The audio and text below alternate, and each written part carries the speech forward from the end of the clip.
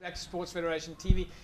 We're going to be continuing the show this evening. We'll be speaking to Fardeel Hendricks from Fancy Pigeons tonight. Tommy Dillon joins us from Lifesaving a little bit later. We're very much looking forward to that interview. They, of course, walked away with the Federation of the Year title at the SA Sports Awards. But right now, I'm joined by national champions in the world of mountain biking. Mariske Strauss and Stefan Garlicki, which I had to I had to double check Stefan and I know we've worked together somewhere before. I can't quite put my finger on it, but welcome to Federation TV. Yeah, thanks very much for having us. First time for you? On this show, yes. Yeah. I mean, you're a big name, so we're very happy to have you. Mariske, yourself as well, welcome to Federation TV. Thank you very much for having us. So we were just talking now during the break about mountain biking itself, and I mean, obviously, there's a world of difference in mountain biking, the way it was 5 years ago, 10 years ago. I don't even know if you had mountain bikes 20 years ago. But Pretty sure. You're a sports scientist, Yes. practicing here at Sports Science Institute at Newlands. Yes.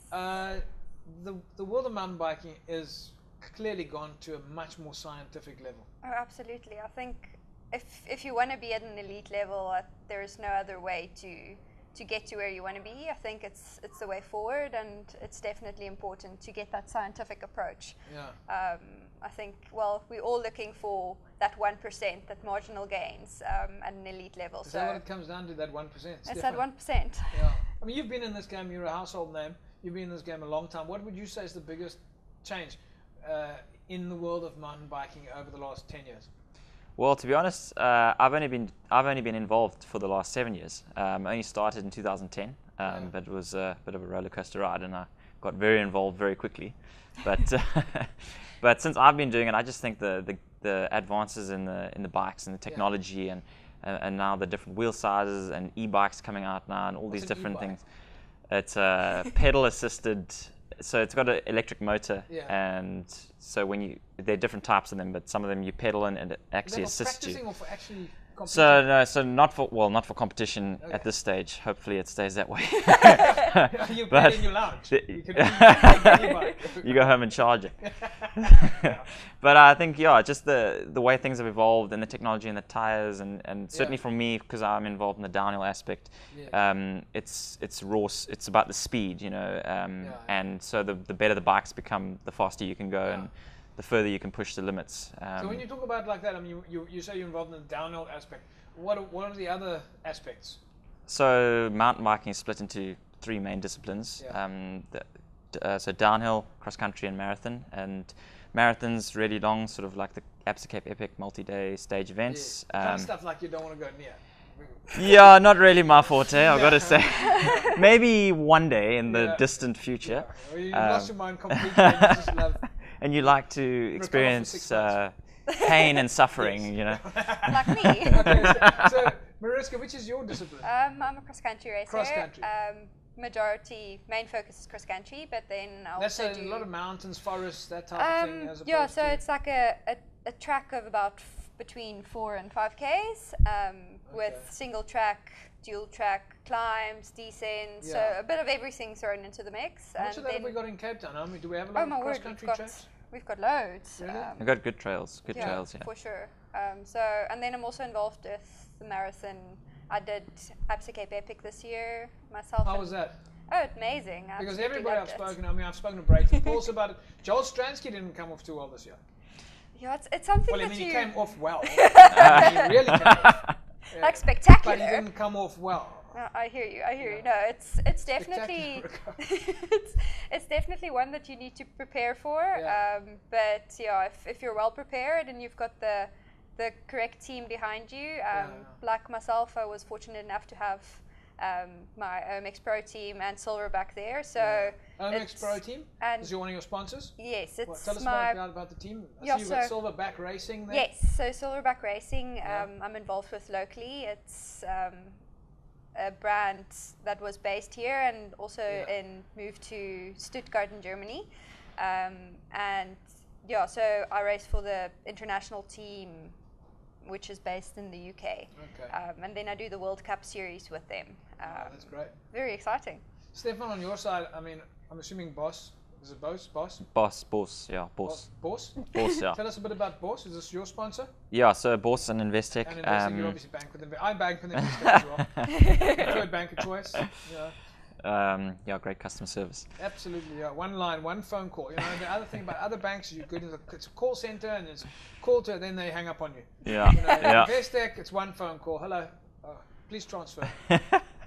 It's of course you've got to have money in your account. Yeah. So tell us about Boss. Boss, so yeah, they're a local drink. They only started, as far as I know, 7 years ago, 2010. Yeah.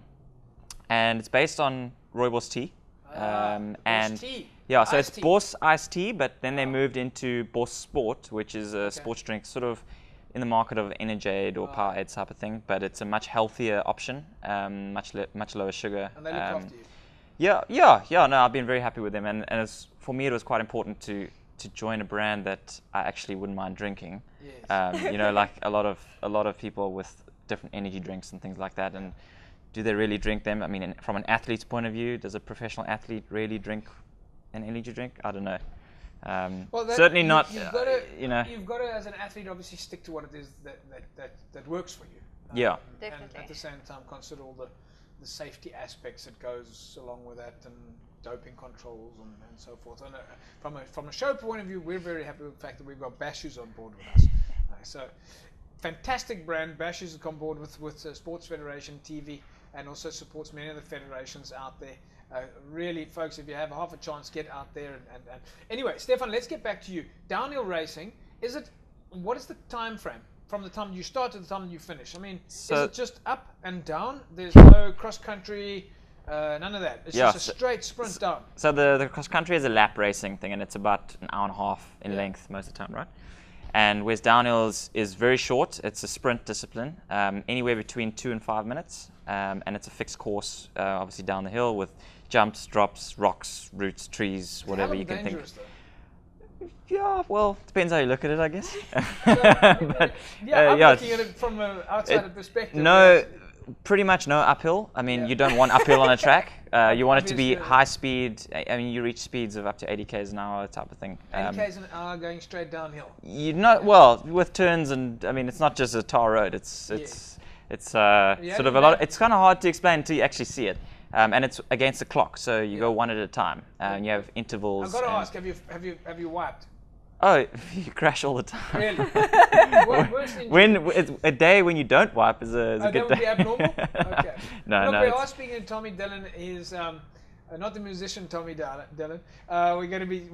He's from Life Saving. So, you know, you could have life saving guys involved with mountain biking. I don't know, just in case. For personal safety. For personal safety, yeah.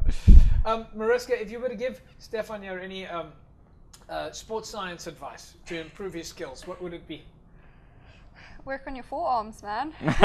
Arm pump is real. Work on the forearms. Yeah, no. I mean, strength and conditioning, like you mentioned before, it's really important, and you need to condition your body for extreme conditions. I always say, if you train harder than your race is going to be, then you'll be okay. We've been fortunate enough to race on the World Series, and fortunate enough to have a federation that supports us. Vietpia Cycling actually helped us to get to World Champs this year, so massive thanks to them. But from a sports science point of view, where was the World Champs? In Cairns, Australia. Oh, fantastic! Must be beautiful. It was kind of daunting when we got up to the beach, and there's like a warning sign: "Don't go, might be crocodiles and jellyfish." I was like, Everything wants to kill you in Australia. Yeah, it is. It's like right on the reef. Yeah, it's right on the reef. So no, it was an amazing experience. Everything wants to kill you in Australia. Yeah, exactly. Bad spiders and all sorts of Everything's poisonous. They've even got trees that try and sting you as you're going down. Like, it's crazy. Really makes you race faster, though. Yeah, just get away from it. Yeah, exactly. Yeah, we've got Alsatians. Mariske Strauss, Stefan Garlicki. Listen, guys, it's been a pleasure having you on the show. You must know that the show is for the likes of yourself. It's for the athletes. It's for the federation. So, you know, it's nice chatting with you guys, and we look forward to finding out. When is your next event?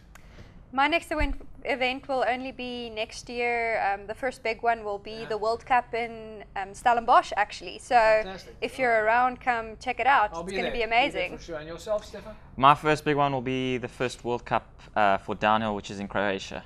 and that'll be in April next year. So, but I'll be at the Cross Country World Cup as well too, You can't stop to training. give some support and who knows. Never. Well, it's been a pleasure having you guys on the show. Thanks like so I say, we much. look Thank forward to you. having you back now. Definitely. Thanks so much. Right, folks, Sports Federation TV. Coming up next, I'm going to be joined by Tommy Dillon. He's, of course, the president of Lifesaving South Africa. And we'll find out from him just exactly what went down at the SA Sports Awards, which was recently held. He's been on the show with us before, and Lifesaving in South Africa is doing one of the most incredible jobs in terms of the growth of sport in the province. Athletes, or at least lifesavers, all around the beaches, from a work perspective, volunteer perspective, and really also doing very well in terms of the competitive side of things. So lifesaving, it's a full circle sport. We'll talk to Tommy a little bit later after that. We'll take an ad break, and we'll be back and catch up with you then.